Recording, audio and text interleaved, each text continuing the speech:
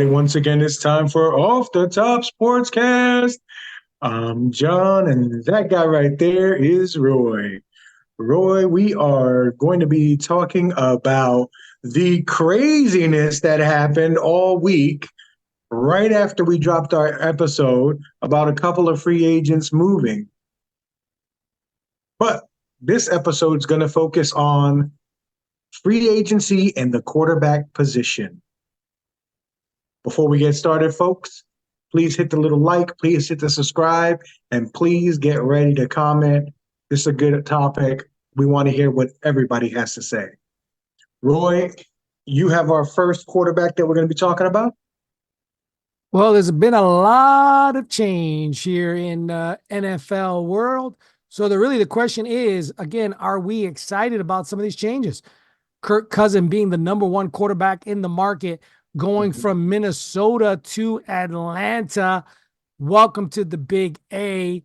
And is that a touchdown for Atlanta? Again, they paid him some money. They paid him out there to be out there. Technically, I think this will be his last stop. But the question is it the best stop for Atlanta to pick up a premium of all the quarterbacks out there? Premium. They were talking about Fields at one time, premium quarterback. So do you think that was really, of all the changes so far, where there's been a lot, we're just talking quarterbacks, the quarterback change, a big deal for Atlanta and the new coach, Quinn? Yeah, I think it was a big deal, but not for the reasons that a lot of people are talking about, that they're, going to make the Super Bowl, that they're going to win their division, make the playoffs. I don't think any of that is going to be true, especially not this year. But we all talk about Atlanta, but we're talking about Atlanta having a lot of promise, a lot of talent. But what we don't know about Atlanta is if they have a lot of NFL talent. Everything that we say about their guys is that they were great in college. Pitts, generational talent when he came in at the tight end spot. London came in, fantastic wide receiver in college. The running back that now his name just flew out of my head. He was the best running back in the class last year. Bijan Robinson. But is he a good running back in the NFL? I don't know. I don't know if any of these guys are great NFL players yet. And But are you telling me that with these wide receiving core that they have, that Cousin, well, we know he's going to be an upgrade. We know that. We know he's going to be able to get them the ball where they need to get the ball. He's going to have the confidence to run the offense. We know that. We know that he's going to give them an additional wins, that they had over last year.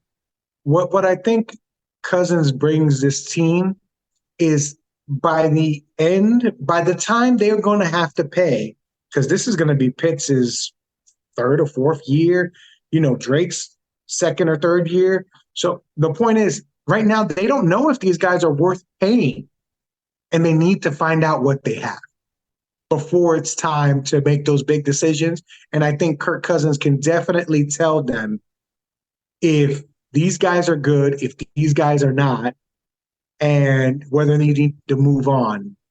And he might not elevate them, because I don't believe Kirk Cousins really elevates players. But he does let them be the best versions of themselves, and that he's going to do. So he's going to unlock any potential they have. They will meet it with Kirk Cousins. So we will find out about this team in the upcoming years. Well, you're looking at a record of 7-10, right? That's a bad record. I think they can flip that. And I think they can, if you got 7 wins with what you got last year, I think you can make that 10. It's especially in that division is not good enough. I think you can flip that to 10-7. I think you could flip it in 10-7. I think that's doable for Atlanta. Um, you look at some of their third down conversions wasn't good for, offensive yardage. They had about what is it here? 5,000 offensive yard, 5,683 yards. That's horrible. Um, Very. you're looking at even rushing total passing yards 3,775. That's horrible when you're looking Yeah. at passing yards. That's probably the biggest thing that I think they're going to increase in getting those 3 wins. So the problem is this. I think, okay, he's going to improve their record. Dan Quinn is going to be, oh, look how great, right? We'll see. But then if he gets injured like like it happened last year, what happens? They're done. They're done. And that's the problem. Now, would I think Cousin going somewhere else? Like if maybe the Bucks said they weren't going to sign, um, Baker, could that have elevated them maybe even to a championship team? Deeper into the playoffs? Yeah, I think so. But Maybe. I think Cousins is a good quarterback. I think he was the best. When you look at all the other quarterbacks, really, they're all backups. Really, when we talk about some of them, we go down the line. Um, I think he's going to elevate them just to make all I say is Cousins going to be a feel good year. He's going to give them about 10-7 wins. And I think that's going to make them feel and make Quinn look, like it was a success. That's what I think. So what you're saying is if Atlanta hits 10-7, that's a successful year. That's a success. So 9-6, that would be a failure. It improved. Again, it improved. It I improved. just want to know what at the end of the year when we look back, what's the Mason Dixon line for them, or is it just playoffs? No, Because I well, think the Bucks got in last year, and I think they might have had 9 wins. listen, they paid 4 years, $180 million. You can't give me 7 wins. You can't give me 8 wins. 9 wins would be like, but it's going to feel like a disappointing year. 10 Mhm. wins, I think, is the mark. I think I for agree. $180 million, it's the mark. Now, is Atlanta finished? I hope not, just for their sake. I hope they're not Right. finished. But let's go on. I think, again, 10-7, success. And I agree with you that Atlanta shouldn't be finished. Let's look at Mm. this. Minshew signed a 2-year, $25 million. He's leaving from Indy to the LV. So what do you say on that? I think it was a good move. I think Garner, he's kind of been helped, given some bad hands. You know what I mean? He was in Jacksonville when they had no talent, and he was helping them win. Um, they get talent, and then they get Trevor. You know, he leaves there. He's a backup, has to play a little bit in Philly, helps them win a game, 2 games. Leaves there, goes to Indy. He's a backup, comes in, and for whatever anybody wants to say, when you look at the games that Gardner Minshew plays, he's not the problem. So I think it's a good move for LA. I mean, excuse me, the Raiders for Raiders. Vegas. I think it's a good move for the Raiders, and only to keep a guy like Adams happy while you possibly develop another quarterback, and hopefully that quarterback can supersede, uh, you know, Minshew. Well, again, they were 8-9. They had Right. some late wins. They Mm-hmm. had Garoppolo. Mm-hmm. You really think, again, when you look at Garoppolo and Minshew, that they improved the quarterback spot? I don't think so. I think Minshew's a guy that you go, hey, he's a great He's great in the clubhouse. The guys like him. Okay. He shows some grit. Okay. But who is picking him as a starting quarterback? I think really, I think Vegas has just shot themselves in the head. I think it's going to be, they were 8-9, 8-9. Mm-hmm. I think it's going to be the biggest debacle that they could have made. Mark my word, mark it, print it in the paper. All right. I say they're not, 8-9 record. When you get a coach and you hire a coach and you're looking to make a splash, the number one thing you're going to fight for is a quarterback. Unless Vegas has a way to do something different in the draft. That's the only thing I can think of. That they're looking to move up, that they're looking to do something different. But I don't believe so. Right now, I'm perusing the draft. I want to see where the Las Vegas comes in 13th. 13th. Could they move up from the 13th? They're a good spot. 13th to move up a little bit. They might not need to. There's going to be Bo Nix out there that they probably can get at that. True. That's true. That's true. And I'm not convinced that the kid from Michigan doesn't go around that time. Right now, they got his stock rising. Looking at this projection, he would have went just before at 11 to New England Patriots. That's what they got. Now, anything can happen. He could fall. Right. I'm thinking Minshew's not the answer. I know Minshew's not the answer.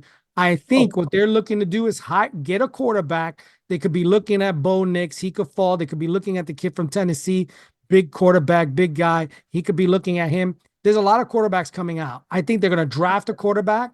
I think and on this one, they got him drafting a cornerback.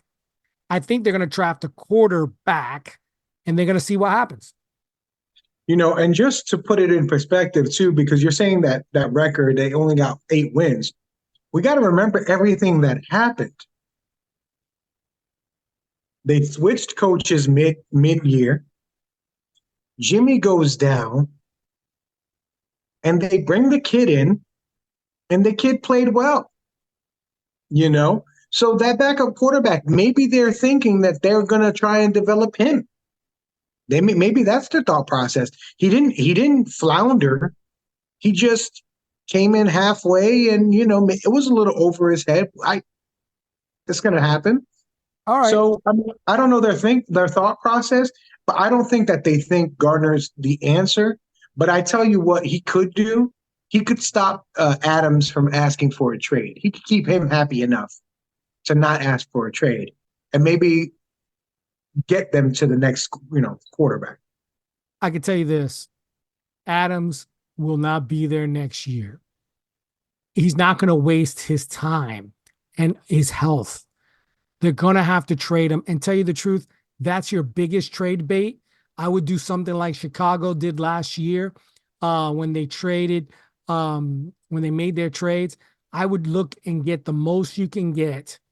They're at 15, I think I said. They're at 13. Pick up, get rid of him. You could get a ton of stuff for him and see if you could pick up a quarterback and a wide receiver. Okay. That's what I said. All right, let's go to the next one. This is not a big splash. Tyrod Taylor to the New York Jets. Okay. I think we see Tyrod Taylor playing in week 2. I say we see Tyrod Taylor. I don't know about week 2, but I say sometime within the year. I really think they're in trouble. They're in trouble. I think Aaron Rodgers is going to play, and then he's going to not be healthy. Yeah. And I think he may tell himself, maybe it's time. Maybe it's time. Yeah. I've been watching their moves, and they went from, before Aaron Rodgers was there, a young up-and-coming team, and now they have taken on these old, bloated, egos. All these offensive linemen, every one of their offensive linemen that they brought in was over 33 years old and had been playing in this league over 11 years. There might be good names, but I don't know if they're still those same guys that their names say they are. You know what I mean? So, Well, they got the yeah, number 10th pick in the draft. They're going right now. It looks like possibly offensive linemen. they Um, better. so I think that's where they need to go if you want to protect the man. And again, if they protect Aaron Rodgers, I think he can do something for them, but I don't think he's the And, promised one. and even if he's not the one who benefits from this young offensive lineman, because he might be gone by the time this guy develops, you need to start setting up a team for a quarterback that's not Aaron, just any quarterback that might be coming down the way, you know. That's true. Let's look at next. We got New England. New England picked up Brissett. I like Brissett. I like him. There's nothing not to like about him. I like him. I think he's a good little quarterback. I think he's a good quarterback, period. But he's not the quarterback. New England's picking quarterback. We know he's picking quarterback. It Yeah, is yeah. what it is. It's done. They're picking quarterback. Mariota, again, it is what it is. Next one. Oh, sorry, Brissett. Mariota's next for Washington. I think the last three guys we just talked about, Minshew, Brissett, Mariota, these are all guys that can go in and play some football for you while you develop a young guy behind them. Yeah, You and know, they're picking number 2. They're looking at the LSU quarterback. That's what the draft boards are, a lot of them saying. So I think they're picking up quarter. Mariota is a good quarterback. I think he's a backup. I think he's going to be a mentor, but I think that's all he is. and from all reports, he's great at that. He's great at being a number two quarterback and helping young guys get ready. So, you brought in a guy who is knows his role and does it well.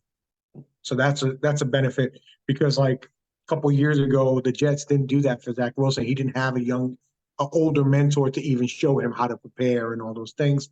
So that's a benefit if you're bringing Jaden Daniels in to have a guy like that just to get him through, you know?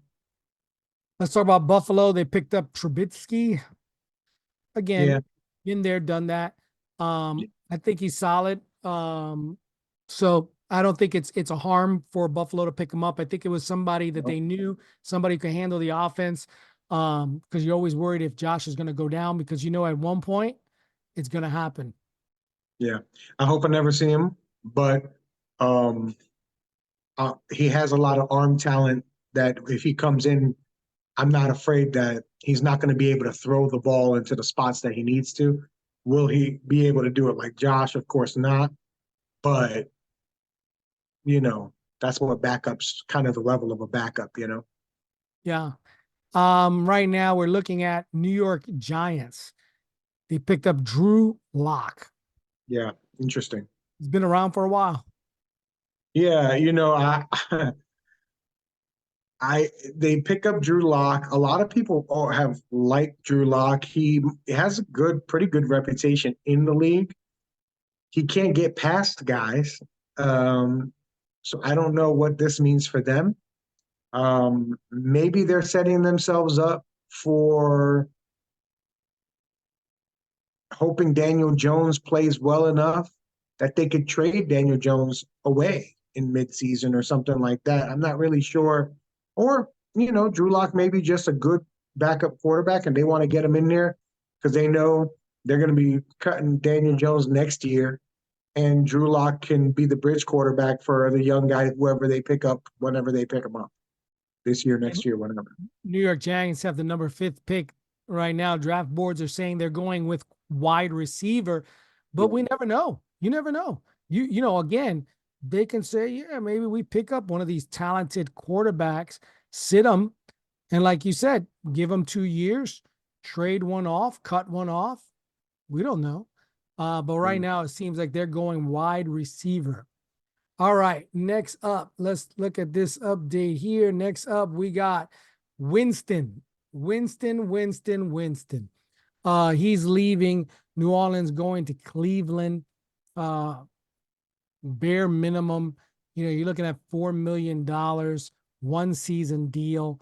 I think this was a kid who had so much potential, so much arm, and just didn't make it happen.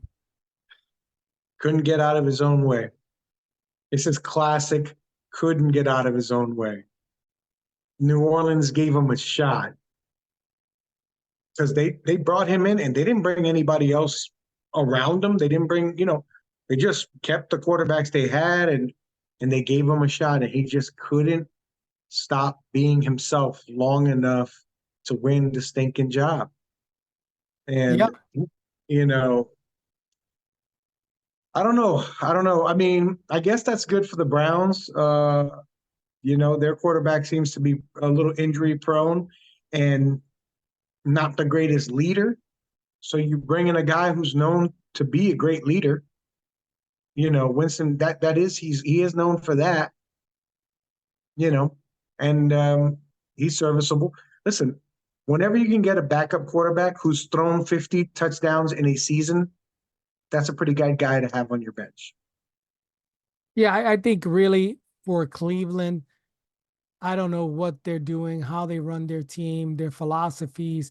They were at one point a team that you could see, man, they're making some moves. They look like they're putting it together there, and they just fell off the map. The dog pound has pooped all over their pound. So Winston, I think it's okay. So what? I think you could have got somebody better personally. All right, let's look at Tennessee. But we got to also remember Winston's coming in there for a really good contract for them, because the other quarterback contract is a really bad contract for them. So, you know what, though? I think I would have took this next guy. Okay. Instead, who's going from Pittsburgh to Tennessee, a backup who was looking good as a starter, Randolph. I would have took him Mason Rudolph over Winston. If you were telling me to pick somebody and they're only paying him $2.8 million. Yeah. Mason has all the equipment for a good quarterback. He just doesn't. I don't think he has the smarts for it. He doesn't seem to see the game. I think it's an interesting pickup for Tennessee, because I think that means you really got a lot of faith in Will Levis and what you saw, and you want to bring in a guy who knows how to be a backup quarterback and who knows how to help a quarterback prepare for the week. And Mason, needs that. I mean, Mason is that. Will Levis needs that. So that's great. All right. Staying with Baltimore, Josh Johnson. Backup. Journeyman guy. He's been everywhere. Now, this is interesting. We're going to talk about this here. The last pickup, even though we know that Russell Wilson is getting paid a ton of money, it was a good deal for for Pittsburgh to take him. They're only going to pay him $1.2 million. Yep. But there's now a problem. You said, okay, I got Russell Wilson. You think technically everybody goes, he's the man. Hold your horses, because now Pittsburgh has changed their gears and they just took the young guy, Fields. So now what do? Is Fields your starter? Wilson's your starter? Is this a fight? Is Wilson going to want to be a second fiddle? Think about it. What does that tell him right now? What does that tell Wilson? We don't think you're good enough. I think this is going to really show us who Russell is. Are you the guy who says, bring it on? Bring it on. You want to bring the young kid in? Yeah. Bring it on. Because I'm not going to let him get past me. Or is Russell the one a guy who's going to be upset about it. You know, everything I've seen about from Russell Wilson, I think he's like, I don't care who you bring in here. I'm going to beat that guy out. And that should be his mentality. Now, Fields' mentality should be, let me go in here, let me learn, and let me just improve every day, every day, every day. That I agree. Because, you know, the thing about quarterback is you could be a better quarterback. Justin Fields is a better, mobilely. He's got a bigger arm right now. He can run. He's faster, stronger. He's a better version. But the one thing that you can't give Justin Fields is the 10 years of knowledge that Russell Wilson has in his head in this league. He's been a smart quarterback. He's played with many types of different receivers. And for whatever people want to say about him, and he's been successful with them. Last year, he was playing good before they sat him, So I think this is good for Pittsburgh. I think they needed to move on from some heavy anchors that have been holding down this organization for a long time. Ben Roethlisberger was an anchor, great, great player. But those last 3 years, man, somebody should have told him, Ben, we got to move on. We got to bring your successor in. We got to. They got rid of Deontay Johnson. Good wide receiver, but not worth the money you were paying him. He wasn't going to make any quarterback better. He was waiting for the quarterback to make him better. So you got to get rid of guys that are not going to elevate you. And so they're doing that right now. And it's refreshing to see Pittsburgh do these type of moves because this is very uncharacteristic of them. But I think Justin Fields is a very Pittsburgh type of guy. He says the right things. He moves the right way. He's trying to do the right things in the right way. And that's definitely a Pittsburgh Mike Tomlin type of guy. So that makes sense to me. Right. So I like everything about it. And best case scenario is this. Russell wins the job, right? But closely behind his heels is Fields pushing him, learning. Because you remember, next year, Russell's gone because Denver won't be paying that big contract anymore. And I can't imagine that they wouldn't give Fields a shot next year as opposed to Russell. What would Russell have to do this year, would you think, to make this Pittsburgh Steelers move, A, a success, and B, enough that they would keep him? Well, the record was 10-7 last year. Right. So he would have to go deep into the playoffs. I would say they would not be happy unless they went, Final Four. Wow. I think that would make it where they go, man, we want to sign Russell. They already got 10-7. Now that was a tough kind of year to come, to make, but they had a successful year. Yeah. Maybe not as successful as running back Harris didn't look the greatest at times, especially in the beginning of the year. But I think, again, not a good quarterback, not getting the throws off. If you can get the throws off, he's going to open up the run. I think that could do a little bit better this year, especially because Russell can run a little bit. So I think that can get him. He could roll out. Problem, I think he's short. If I can't remember how tall he is. Like 5'11". Yeah, for me, that's a short quarterback. Sure. So 10-7 is not enough. You cannot repeat that. They're going to go Fields right away. But if he can win, make Pittsburgh, let's even say this. Let's say you go 12-4. You make it deep into the playoffs, Final Four, and you beat the Final Four guys, and if you make it to Super Bowl, great. But you gotta beat teams that that really should beat you. I think then they think about signing Russell. Yeah, this is a hard one to kind of like measure what they would think is successful. They've been in the playoffs. They're constantly in the playoffs. Mike Tomlin has never had a losing season. Those things matter, but eventually you got to be either striving for more or happy with less. And they're striving for more, which is good to see. Yep. I don't really know what a successful season looks like because, yeah, they won 10 games, but man, they won 10 ugly games. Yes, they did. Every game was ugly. Their defense was the what was holding them. I think that they would think that an 11-win season where the offense looks good, that the winning looks different, that they're winning good games and they maybe are losing close games. I think that they would take that as a win, Pittsburgh.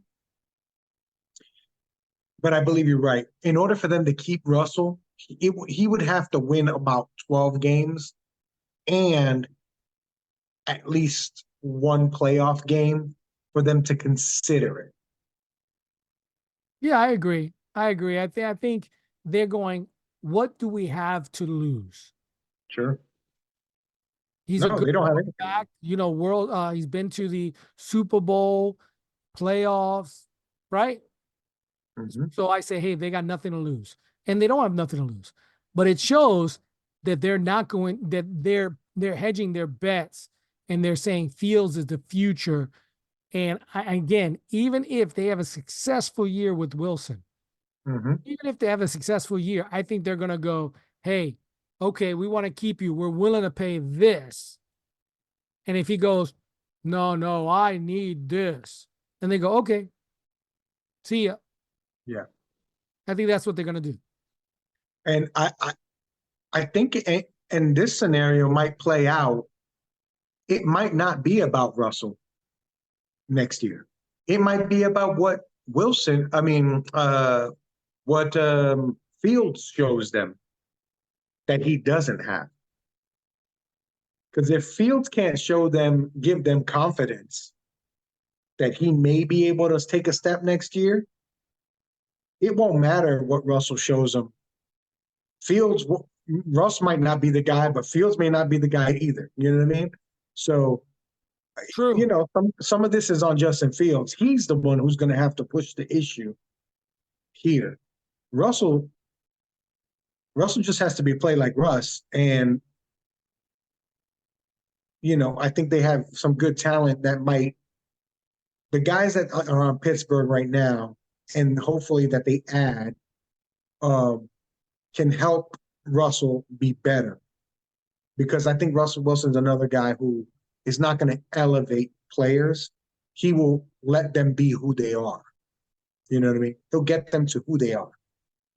Yeah, right now Pittsburgh's looking at picking number 2020. They have offensive line that they're looking at. Things can change. Things could change. They could pick up a quarterback if all of a sudden something lands better in their lap at 20th.